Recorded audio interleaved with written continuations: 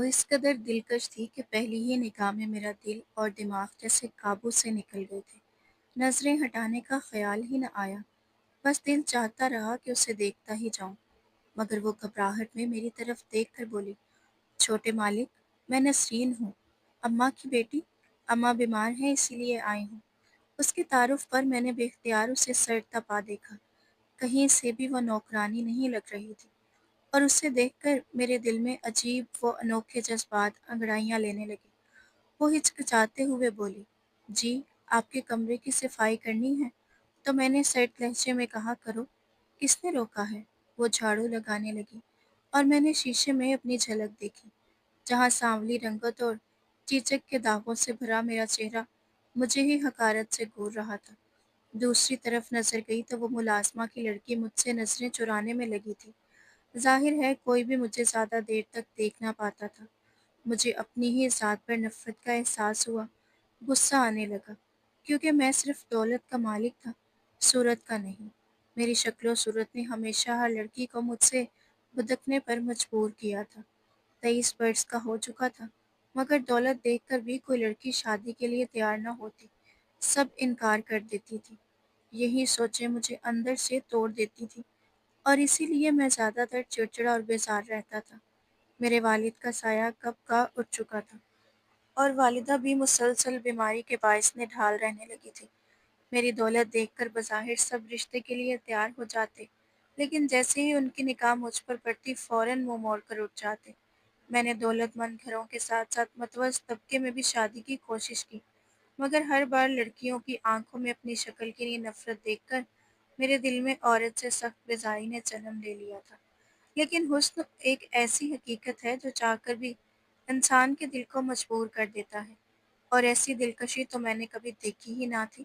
وہ نوکرانی کی بیٹی تھی، مگر اس کے سراپا میں عجیب کشش چھپی ہوئی تھی۔ اس کی آنکھیں، اس کا نازک چہرہ، اس کی تراشی ہوئی ناک، میرا جی چاہ رہا تھا کہ اس کے ہاتھ سے جھاڑو چھین کر پرے پھینک دوں، اور اسے اپنے سامنے بٹھا کر بس تکتا رہوں، کیونکہ کچھ حسین چہرے ایسے ہوتے ہیں جنہیں دیکھ کر دیکھنے کی خواہش اور بھی بڑھتی ہے۔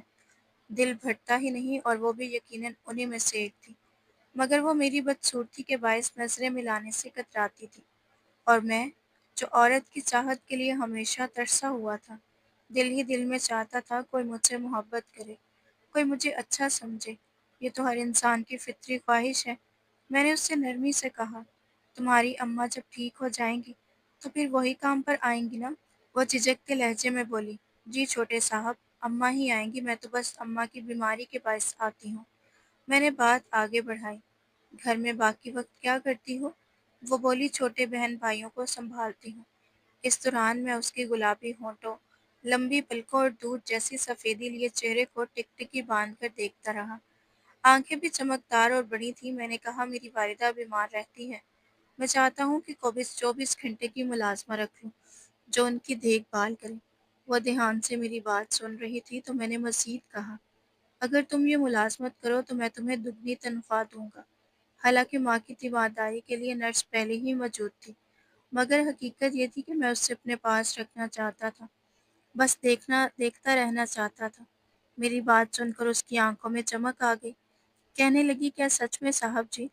اماں کو تو آپ 10,000 دیتے ہیں، مجھے 20,000 دیں گے؟ میں نے کہا، اس سے بھی زیادہ دے سکتا ہوں، لیکن پھر دن رات یہیں رہنا ہوگا۔ وہ فوراً بولی، تو گھر میں رہنا کون چاہتا ہے صاحب جی؟ چھوٹا سا کمرہ ہے، اور ایک تنگ سا صحن جس میں ڈھیر سارے بہن بھائیوں کے ساتھ سو جاتے ہیں، نہ پنکھا ہے نہ بجلی، رات بھر مچھر کاٹتے ہیں۔ آپ کے کوارٹر تو بہت اچھے ہیں، سب میں پنکھے لگے ہیں۔ وہ اپنی غربت کا دکھ مجھے سنانے لگی، اور میں اسے ٹکٹکی باندھتے سنتا رہا۔ میں نے اس سے کہا کہ اگر وہ اپنی ماں نسرین کا کام بھی ساتھ سنبھال لے تو اس کی تنخواہ 50,000 کر دوں گا۔ یہ سن کر اس کی بڑی بڑی آنکھیں حیرت سے پھیل گئیں، اور چہرے پر خوشی کی جھلک نمودار ہو گئی۔ وہ بولی، میں آج ہی اماں سے بات کروں گی، مجھے نہیں لگتا انہیں اعتراض ہوگا۔ 50,000 تو بہت بڑی رقم ہے۔ میں نے کہا، ٹھیک ہے، جب تمہاری اماں ٹھیک ہو جائیں تو انہیں بھیج دینا، میں خود ان سے بات کر لوں گا۔ اس وقت تک وہ کمرے کی صفائی مکمل کر چکی تھی، اور میں بھی آفس جانے کے لیے تیار تھا، لہٰذا ماں کی خیریت پوچھ کر دفتر چلا گیا۔ مگر دن پھر ذہن پر اسی حسین لڑکی کا سایہ چھایا رہا۔ نہ آفس اچھا لگا، نہ میٹنگ، نہ کام، بس وہی سراپا نظروں کے سامنے گھومتا رہا۔ اگلے روز سے اس کی ماں بیماری کے باوجود میرے سامنے بیٹھی تھی۔ میں نے جو رقم بتائی تھی وہ تو بسترے مرگ پر بھی ہوتی تو آ جاتی۔ وہ گھبرا کر بولی، صاحب جی میری بیٹی ذرا سادہ سی ہے۔ اس نے کہا کہ آپ 50,000 پر اسے ملازمت دینا چاہتے ہیں۔ مجھے یقین نہیں آیا۔ میں نے سگریٹ کا کش لیتے ہوئے کہا، ہاں تم نے بالکل درست سنا ہے، لیکن وہ دن رات یہیں رہے گی۔ میری والدہ کی دیکھ بھال اور گھر کا کام بھی اسی کے ذمے ہوگا۔ وہ فوراً راضی ہوگی۔ اتنی بڑی رقم تو میں اپنے آفس کی کسی پڑھی لکھی ملازمہ کو بھی نہ دیتا، مگر یہ آفر میں نے صرف اس لڑکی کے حسن کے باعث دی تھی۔ وہ ضرورت مند تھی یا لالچی میں نہیں جانتا تھا، لیکن حقیقت یہ تھی کہ میں اس کی قربت چاہتا تھا، اور دل ہی دل میں طے کر چکا تھا کہ دولت کے ذریعے سے اپنی خواہشوں کے تابع بنا لوں گا۔ جب انسان کو اپنی چاہت جائز طریقے سے نہ ملے تو وہ اکثر ایسے ہی راستے ڈھونڈتا ہے۔ میں نے سوچ لیا تھا کہ اس حسین لڑکی کو اپنے کمرے کی زینت بنا کر رکھوں گا۔ حالانکہ اپنی ذات میں ایسا شخص نہ تھا، مگر اس کا حسن کچھ ایسا پاگل کر دینے والا تھا کہ ضبط کرنا بھی ممکن نہ رہا۔ میری والدہ کے لیے تو ویسے بھی نرس موجود تھی، لیکن میں نے اس لڑکی کو اپنے لیے چنا تھا۔ وہ شام کو اپنی پوٹلی اٹھا کر آ گئی اور بولی، صاحب جی میرا کوارٹر کون سا ہے؟ میں کپڑے رکھ دوں، پھر گھر کی صفائی کر لوں۔ اس کی ماں تو آدھے ایڈوانس پیسے لے کر جا چکی تھی۔ میں نے کہا، تم کوارٹر میں نہیں رہو گی؟ وہ حیرت سے مجھے دیکھنے لگی، تو میں نے اپنے کمرے کے برابر والا کمرہ کھول کر دکھایا، جو وسیع آراستہ اور تمام سہولتوں سے مزین تھا۔ اے سی، فرنیچر، سب موجود تھا۔ کمرہ دیکھ کر وہ خوشگوار حیرت سے مسکرا اٹھی اور بولی، سچ صاحب جی میں اسی کمرے میں رہوں گی؟ میں نے کہا، ہاں، کیونکہ میری والدہ کی طبیعت اچانک خراب ہو جاتی ہے۔ ایسے میں تمہیں کوارٹر سے بلانے تو نہیں جا سکتا۔ حالانکہ ہر کوارٹر میں انٹر کام موجود تھا، مگر حقیقت یہی تھی کہ میں اسے اپنے قریب رکھنا چاہتا تھا۔ وہ بہت خوش دکھائی دیتی تھی۔ پورے گھر کی صفائی کی، برتن دھوئے اور کھانا بھی باورچن کے ساتھ مل کر بنایا۔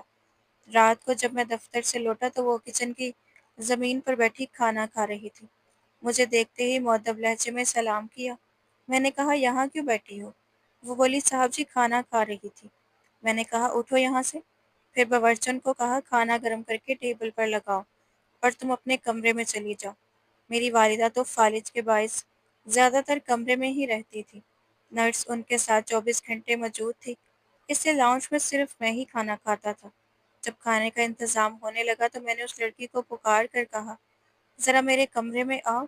وہ بیچاری اپنا کھانا وہیں چھوڑ کر خاموشی سے میرے کمرے میں آ گئی۔ میں نے ایک شاپنگ بیگ اس کے ہاتھ میں دیا اور نرم لہجے میں کہا، نہا دھو کر یہ کپڑے پہنو، ہر وقت میلے کچیلے کپڑوں میں کیوں رہتی ہو؟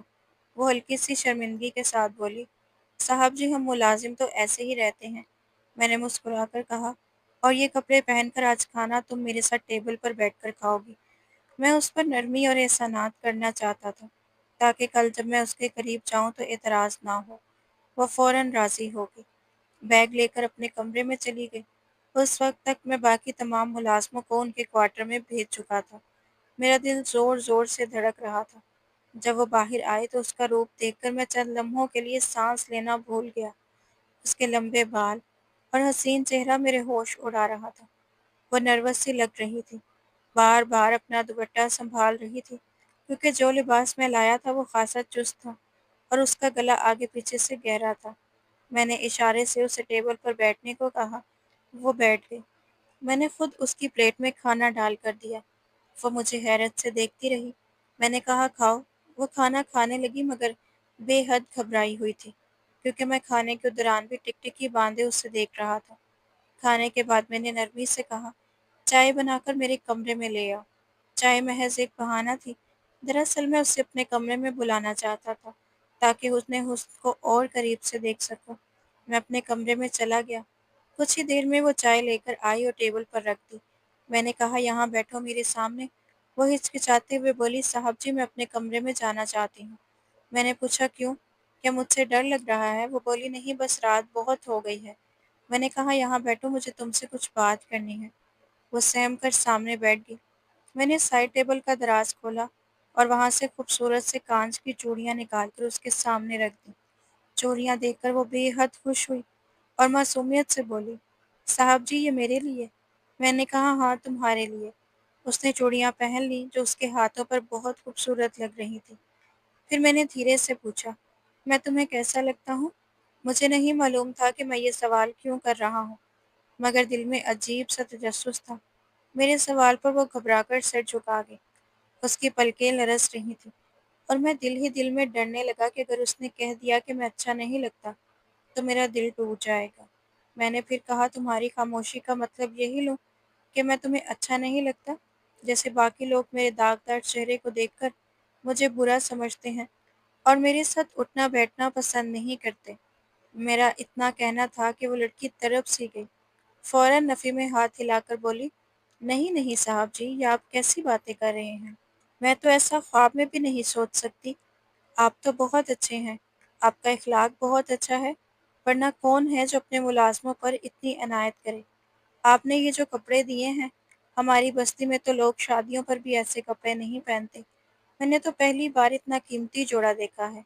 और ये चूड़ियाँ, जब भी ईद ब्याह आता मैं अम्मा से कहती कि मुझे अच्छी चूड़ियाँ ला दो, मगर वो हमेशा आपदा के ठेले से सस्ती चूड़ियाँ ला देती थी, जिनका रंग चंद दिन बाद ही उतर जाता था। आप तो बहुत अच्छे हैं, मेरा इतना ख्याल रख रहे हैं। और इन दागों का क्या है जी? चेहरे के दाग हैं, दिल के तो नहीं। उसकी बातें मेरे दिल में उतरती चली गईं और मैं जैसे पल में हल्का हो गया।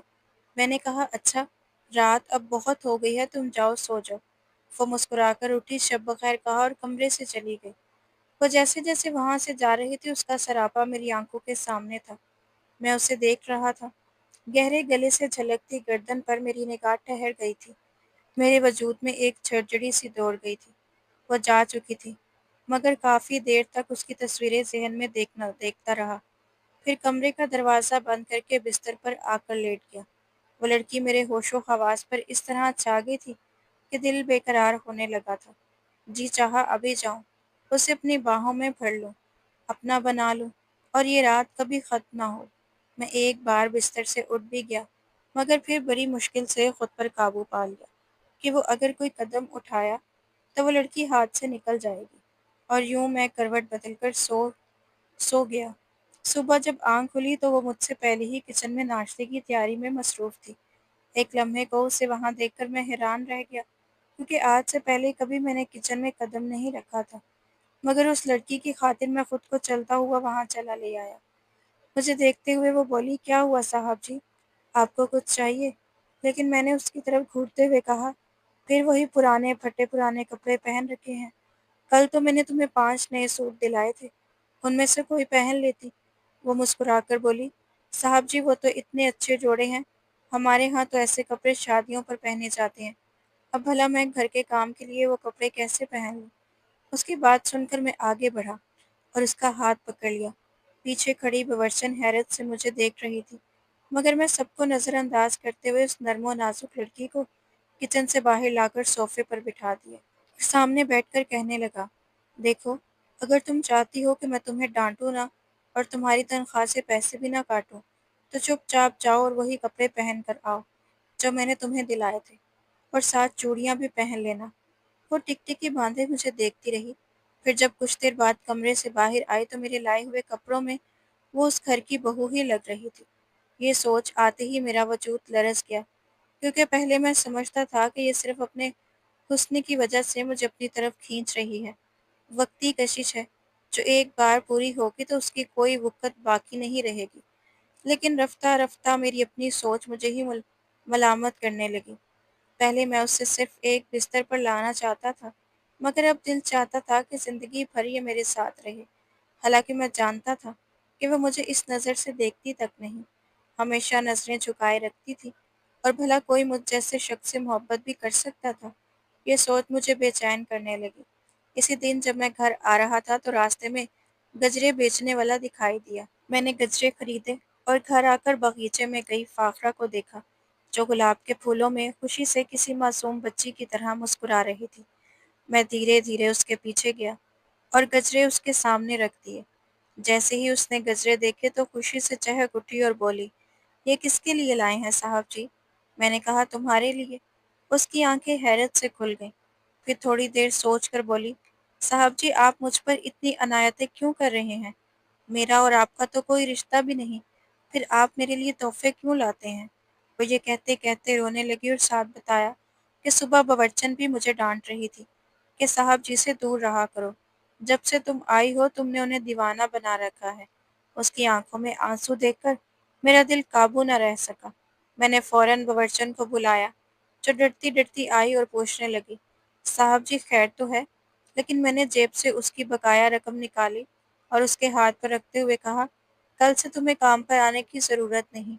وہ بیچاری روتی بلکتی میرے قدموں میں گر گرانے لگی، مگر میں نے فیصلہ کر چکا تھا اور اسے نکال دیا۔ اب بس میری ایک ہی خواہش تھی کہ فاخرہ کا دل جیت سکوں، تاکہ وہ مجھ سے محبت کرے۔ اگر وہ اس گھر کی مالکن بن جاتی تو وہ سب لوگ جو مجھے بھی مسترد کر گئے تھے، ان کے منہ ہمیشہ کے لیے بند ہو جاتے۔ مجھے لگتا تھا کہ میری محبت وہ بھی محسوس کرنے لگی ہے۔ آخر وہ کوئی چھوٹی بچی تو نہیں تھی، 19-20 سال کی جوان لڑکی تھی، جو میرے آنے سے پہلے خود کو سنوار لیتی، میری ہدایات پر عمل کرتی اور میری ماں کا بھی بے حد خیال رکھتی۔ ایک مہینہ گزرنے کے بعد جب اس نے تنخواہ کا پوچھا تو میں مسکرا کر قریب گیا اور کہا، تمہاری تنخواہ تو میں سود سمیت واپس کر دوں گا۔ وہ شرما کر بولی، کیا مطلب صاحب جی؟ میں آگے بڑھنے لگا تو وہ پیچھے ہٹتی ہوئی جا کر دیوار سے لگ گئی۔ میں نے دونوں طرف ہاتھ رکھ کر اسے گھیر لیا اور کہا، اب تو بھاگنے کے سارے راستے بند ہیں، مجھ سے دور جا کر کہاں جاؤ گی؟ یہ سن کر وہ مسکرا کر دونوں ہاتھوں سے اپنا چہرہ چھپانے لگی اور شرما کر بولی، صاحب جی پلیز دور ہٹے، مجھے شرم آ رہی ہے۔ میں نے مسکرا کر اس کے ہاتھ چہرے سے ہٹائے اور کہا، آج تیار رہنا، میں شام کو تمہارے گھر آ رہا ہوں۔ یہ سنتے ہی اس کے چہرے پر حیا کی لالی پھیل گئی۔ وہ بے یقینی سے مجھے دیکھنے لگی، کچھ نہ بولی، بس مسکراتی ہوئی بھاگ گئی اور میں گہری سانس لے کر رہ گیا کہ میری زندگی اب ایک نیا موڑ لینے والی ہے۔ مگر مجھے کہاں خبر تھی کہ اس شام مجھے ایسے رازوں کا پتہ چلے گا جن سے معلوم ہوگا کہ جسے میں اپنی محبت سمجھ رہا تھا وہ حقیقت میں کچھ اور ہی نکلے گی۔ میں آج فاخرہ کے گھر رشتہ لے کر جانا چاہتا تھا۔ جانے سے پہلے میں نے اپنی ماں کو اشاروں میں بتا دیا تھا، اور وہ بھی اشاروں اشاروں میں بتا چکی تھی کہ انہیں اس رشتے سے کوئی اعتراض نہیں۔ فاخرہ اچھی لڑکی ہے، اگر ہم غریب کے سر پر ہاتھ رکھیں گے تو اللہ ہم سے خوش ہوگا۔ میں نے شگون کا سارا سامان اپنے ساتھ لیا تھا اور ڈرائیور بھی میرے ساتھ تھا۔ خوشی خوشی اس محلے میں پہنچا جہاں فاخرہ اپنی ماں کے ساتھ رہتی تھی۔ تنگ گلیاں، ہر طرف کچرا اور کھیلتے ہوئے ننگے بچے۔ فاخرہ ایسی جگہ رہنے کے لائق بالکل نہ تھی۔ گاڑی ایک جانب رکی تو میں اترا، کیونکہ آگے راستہ تنگ تھا۔ جب میں گلی میں قدم رکھا تو ایک طرف 2-3 لڑکے کھڑے ملے جو لوفر لگ رہے تھے۔ ایک کے منہ سے سگریٹ الجھا ہوا تھا اور وہ مجھے گھور کر دیکھ رہا تھا۔ جیسے ہی میں اس کے پاس سے گزرا تو اس نے روک کر پوچھا کہ آپ جیسے بڑے امیر کبیر یہاں کیسے پہنچ گئے؟ میں نے مسکرا کر کہا کہ یہاں میرے کچھ رشتہ دار رہتے ہیں، میں ان سے ملنے آیا ہوں۔ مگر وہ لڑکا میرے پیچھے پیچھے آنے لگا اور بار بار پوچھنے لگا کہ کن رشتہ داروں کے ساتھ؟ آج تک آپ کو اس محلے میں نہیں دیکھا، کن کے ساتھ رشتہ داری نکل آئی ہے؟ ابتدا میں وہ لڑکا مجھے ٹھیک نہ لگا، پھر میں نے بتا دیا کہ میں کسی عورت کے گھر جا رہا ہوں، دراصل ان کی بیٹی کے ساتھ میرا رشتہ طے ہونے والا ہے۔ میری یہ بات سنتے ہی اس کے چہرے کا رنگ اڑ گیا، جو سگریٹ اس کے ہاتھ میں تھی وہ زمین پر گر پڑی اور وہ گھبرا کر بولا، فاخرہ؟ وہی فاخرہ، وہ تو میری محبت ہے، اس سے میری شادی ہونے والی ہے، اس نے وعدہ کیا ہے۔ اس کی بات میں اتنی بلند تھی کہ میں کچھ کہہ نہیں پایا۔ ساتھ کھڑے تینوں لڑکے بھی قریب آ چکے تھے اور وہ بتانے لگا کہ فاخرہ نے اس سے دھوکہ دیا۔ اس نے کہانی سنائی کہ وہ اسی کے ساتھ جینے مرنے کی قسمیں کھاتی تھی، ڈیرے پر ملتی تھی، کھیتوں میں برگد کے پیڑ تلے بیٹھ کر کچی چھلیاں کھاتے اور محبت بھری باتیں کرتی۔ وہ کہتا رہا کہ میں نے اس سے شادی کی بات کی تو وہ کہتی تھی کہ تم مجھے تبھی پا سکو گے جب تمہارے پاس ڈھیروں پیسے ہوں۔ اس کی یہ باتیں سن کر میرے کانوں میں جیسے دھواں سا اٹھا، پورے وجود میں سنسنی دوڑ گئی۔ میں نے سوچا نہ تھا کہ فاخرہ بھی ایسی ہو سکتی ہے۔ کیا وہ صرف میری دولت کے لیے میری جذبات سے کھیل رہی ہے؟ لڑکا مزید بتاتا گیا کہ فاخرہ کے اور بھی بہت سے لڑکوں کے ساتھ چکر چل رہے ہیں۔ وہ لڑکوں سے بھی وہی ڈرامے کر کے پیسے مانگتی ہے، کبھی بیلنس، کبھی کپڑے، کبھی کھانے کی فرمائش۔ ان ساری باتوں کو سن کر میرا دل ٹوٹ سا گیا۔ میں وہاں سے دل برداشتہ لوٹ آیا، اپنے ساتھ لائی ہوئی انگوٹھی، مٹھائیاں اور پھلوں کی ٹوکریاں کو لے کر اندر جا کر اپنے کمرے میں زبردست غصے کے ساتھ داخل ہوا۔ جی چاہ رہا تھا کہ ہر چیز کو تہس نہس کر دوں۔ کتنا بڑا کھیل کھیلا گیا تھا۔ آئینے کے سامنے جب میں نے خود کو دیکھا تو اپنی رنگت پہلے سے زیادہ سیاہ اور چیچک کے داغ اور بھی بدصورت لگنے لگے۔ یوں محسوس ہوا جیسے میری ساری حقیقت صرف پیسے تک محدود ہے، اور اگر یہ پیسہ نہ رہا تو فاخرہ بھی محبت چھوڑ کر کسی اور کے پاس چلی جائے گی۔ یہی سوچ سوچ کر میں اندر ہی اندر ٹوٹنے لگا اور پورا دن سگریٹ پر گزار دیا۔ اگلے روز جب وہ آئی تو مجھ سے سخت ناراض تھی۔ میں آفس کے لیے ٹائی باندھ رہا تھا کہ وہ بنا دستک دیے کمرے میں داخل ہوئی۔ آنکھوں میں آنسو بھرے تھے۔ میرے سامنے آ کھڑی ہوئی اور کہا، کل آپ کیوں نہیں آئے؟ میں پورا دن انتظار کرتی رہی۔ اماں بھی منتظر تھی۔ میں نے جیب سے بٹوا نکالا، پیسے اس کی ہتھیلی پر رکھ دیے اور کہا، یہ لو تمہاری تنخواہ اور جاؤ اپنا کام کرو۔ میرے سخت لہجے پر وہ چونک گئی۔ کہنے لگی، عابد، یہ آپ کیا کہہ رہے ہیں؟ میں جھنجھلا کر بولا، اور شٹ اپ! مالک اور نوکر کا فرق بھول گئی ہو کیا؟ مجھے ہمیشہ صاحب جی کہا کرو۔ یہ سنتے ہی اس کی آنکھوں سے آنسو بہنے لگے۔ پیسے ہاتھ سے زمین پر گر گئے اور وہ روتے ہوئے کمرے سے نکل گئی۔ میں سب کچھ برداشت کر سکتا تھا مگر یہ نہیں کہ کوئی لڑکی میرے جذبات سے کھیل کرے۔ میں تو اسے پلکوں پر بٹھانا چاہتا تھا اور وہ… میں نے پیسے اٹھا کر ڈریسنگ ٹیبل پر رکھ دیے۔ ناشتہ کیے بغیر ڈرائیور کو کہا، گاڑی نکالو۔ راستے میں دیکھا وہ روتی ہوئی اپنے گھر جا رہی تھی، مگر میں نے پرواہ نہ کی۔ اگلے روز بھی وہ نہیں آئی اور میرے اندر ایک عجیب سی بے چینی بھر گئی۔ اس کی والدہ چپ چاپ کام کر رہی تھی۔ میں نے انہیں تنخواہ دی تو کہنے لگی کہ سر جی، میں بیمار رہتی ہوں اس لیے اب نہیں کر سکتی۔ آپ چاہیں تو میری بیٹی کو بلا لیں۔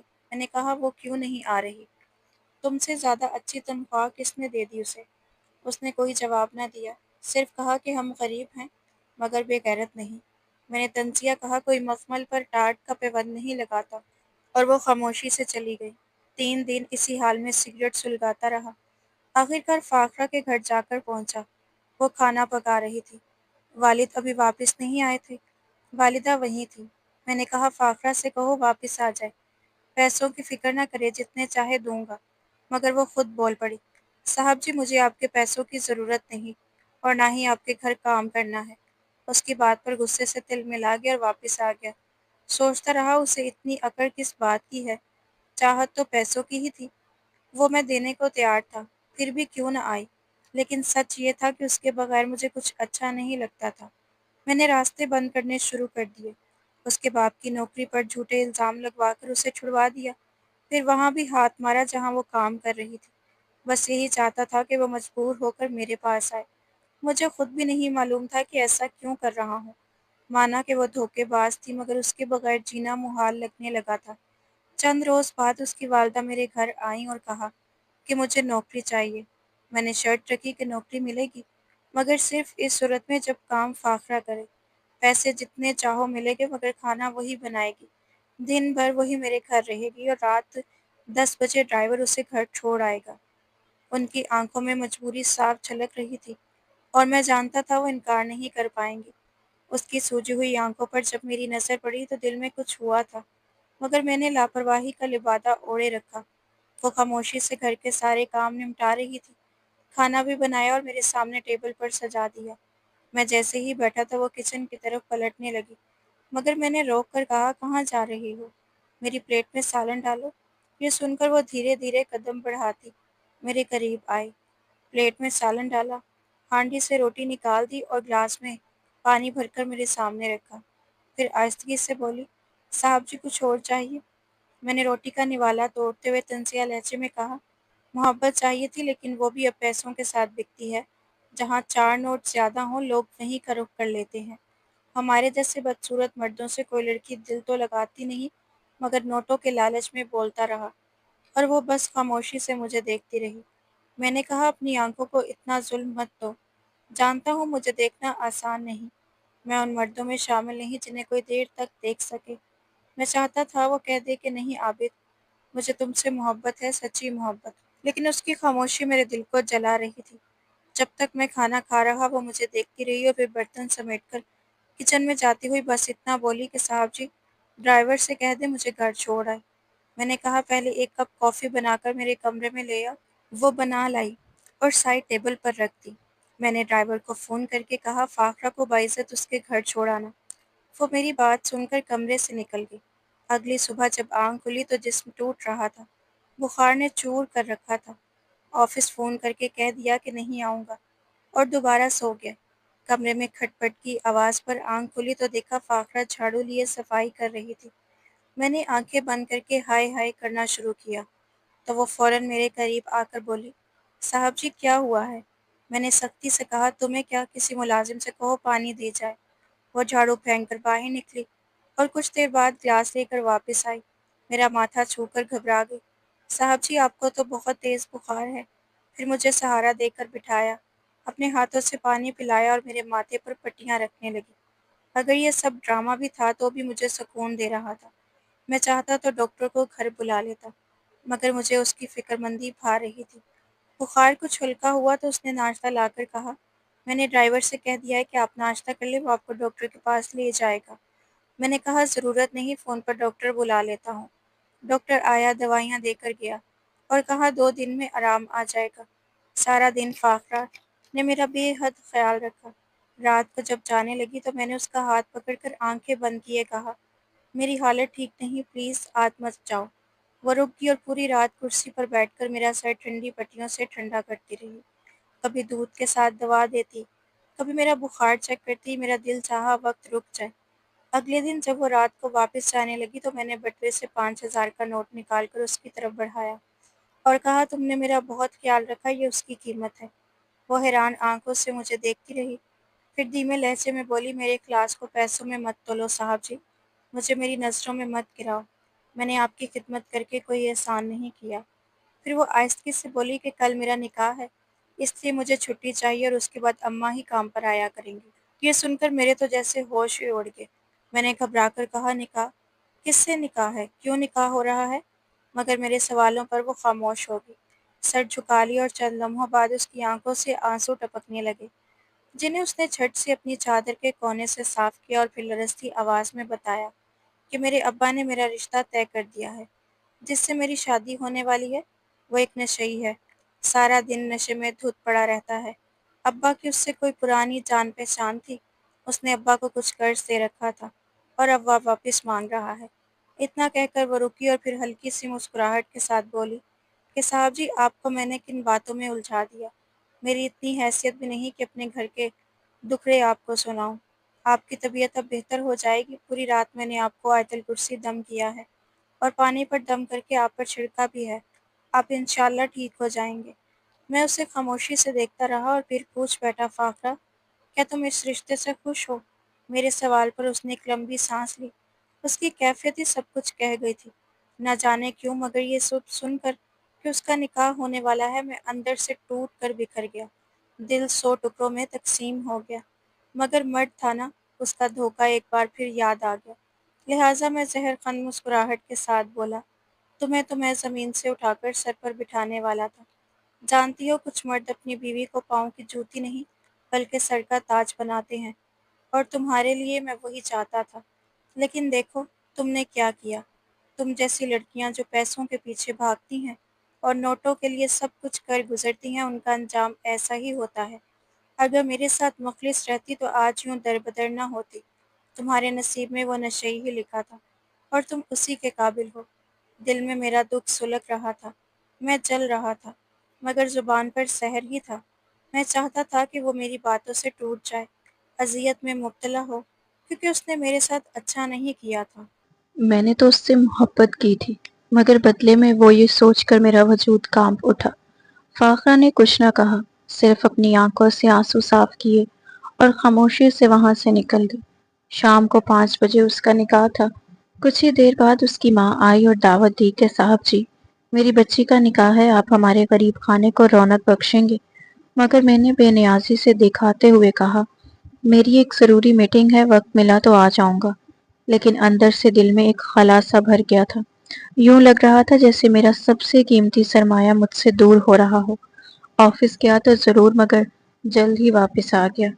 بار بار گھڑی پر نظر جاتی رہی، مگر 3:30 بجے جب سوئیوں پر نظر ٹھہری تو میں نے گہری سانس لی اور سوچا کہ آخری بار ہی صحیح مجھے فاخرہ کے نکاح میں جانا چاہیے۔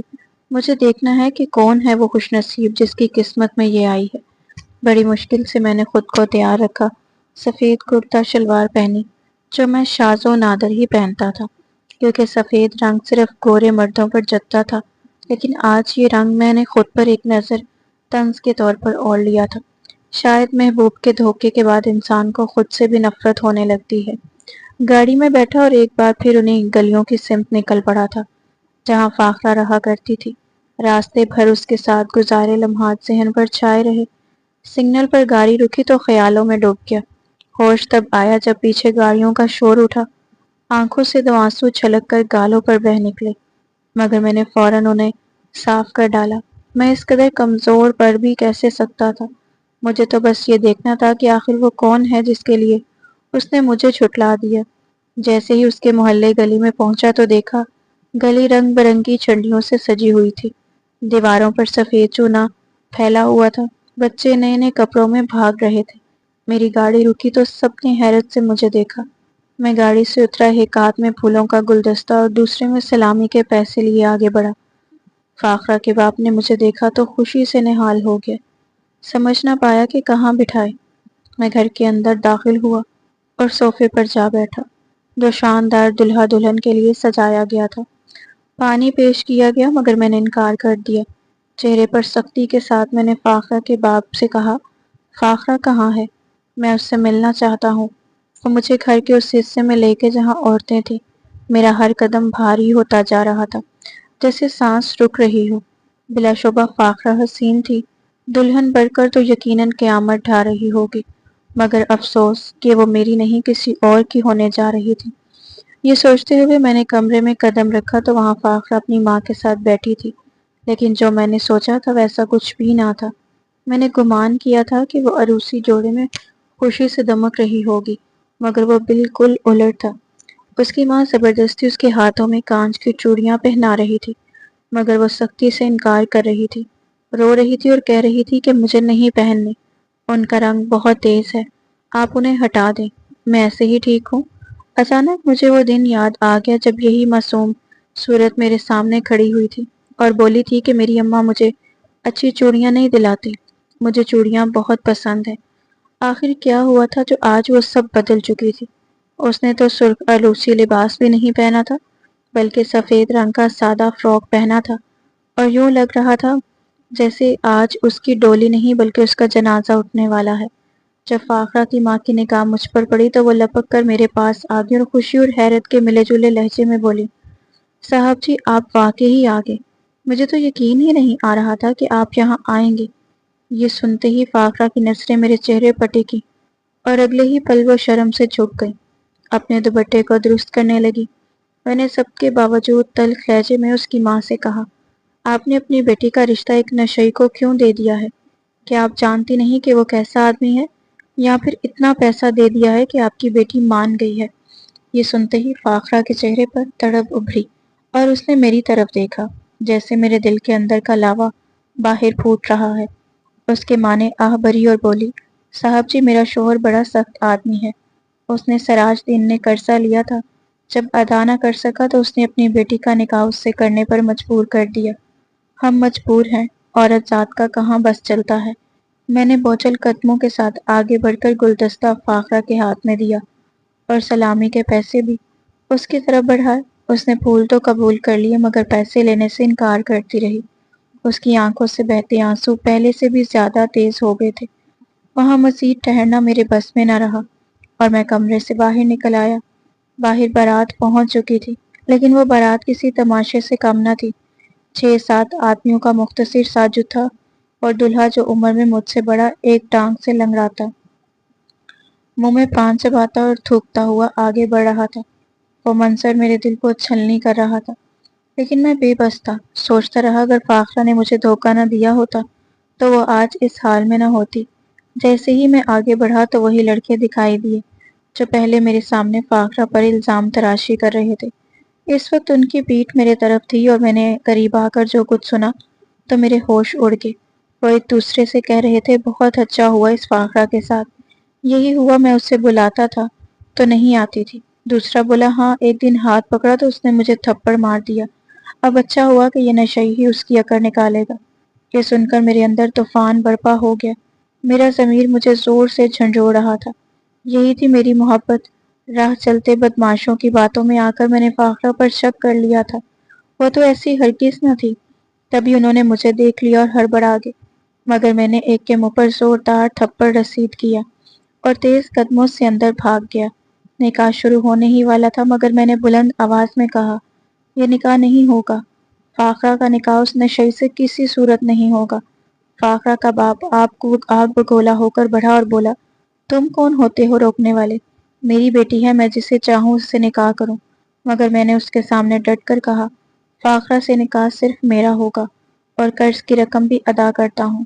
اس نے کہا 70,000 ہے۔ میں نے فوراً رقم ادا کی اور اس نشئی کو کہا یہاں سے نکل جا۔ وہ پیسے لے کر فوراً چلتا بنا۔ لوگ سرگوشیاں کرنے لگے۔ فاخرہ کی ماں روتی ہوئی کہہ رہی تھی کہ بارات واپس چلے گی، مگر میں وہیں کھڑا تھا۔ اب بطور دولہا میں نے اعلان کیا کہ فاخرہ کا نکاح مجھ سے ہوگا۔ یہ سن کر فاخرہ حیران رہ گئی۔ اس نے لرزتے لہجے میں کہا، آپ کیوں نکاح کریں گے مجھ سے؟ کیا پہلے کم اذیت دی ہے مجھے؟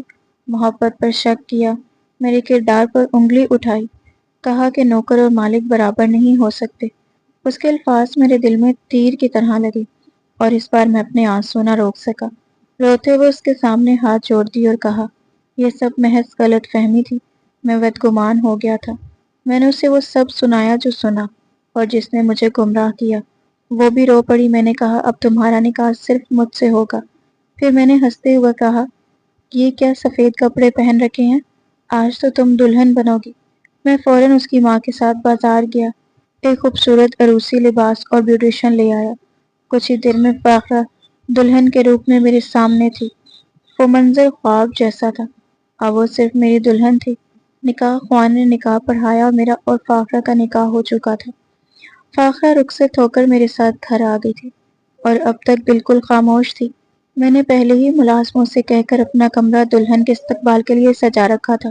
کمرے میں داخل ہوا تو فاخرہ دلہن بنی بیٹھی تھی۔ جیسے ہی میں اس کے پاس جا کر بیٹھا تو وہ بستر پر سر کر مجھ سے دور ہو گئی۔ میں ذرا اور قریب ہوا تو وہ مزید پیچھے ہٹ گئی۔ اگلے ہی لمحے میں نے آگے بڑھ کر اس کے بازوؤں کو تھام لیا اور وہ اچانک رو پڑی۔ روتے ہوئے اس نے کہا، آپ نے میرے ساتھ اچھا نہیں کیا عابد۔ میں آپ سے دل سے محبت کرنے لگی تھی، لیکن آپ نے میری محبت پر شک کیے۔ اس کی یہ بات سنتے ہی میں نے فوراً اسے اپنے سینے سے لگا لیا اور دھیمے لہجے میں کہا، مجھے معاف کر دو، یہ میری زندگی کی پہلی اور آخری غلطی تھی۔ اب کبھی تمہاری آنکھوں میں آنسو نہیں آنے دوں گا۔ وہ میرے سینے سے لگی رہی اور میں اس کی کمر سہلاتا اس کے سر پر بوسہ دے رہا تھا۔ وہ رات میری اور فاخرہ کی زندگی کی سب سے حسین رات تھی، اور آج اتنا وقت گزر جانے کے بعد میں نے فاخرہ کی آنکھ میں ایک آنسو تک نہیں آنے دیا۔ وہ میرے ساتھ خوش و خرم ہے اور میں اسے پا کر یوں محسوس کرتا ہوں جیسے دنیا کے خوش نصیب ترین مردوں میں سے شامل ہو گیا ہوں۔ وہ مرد جو اپنی محبت پا لیتے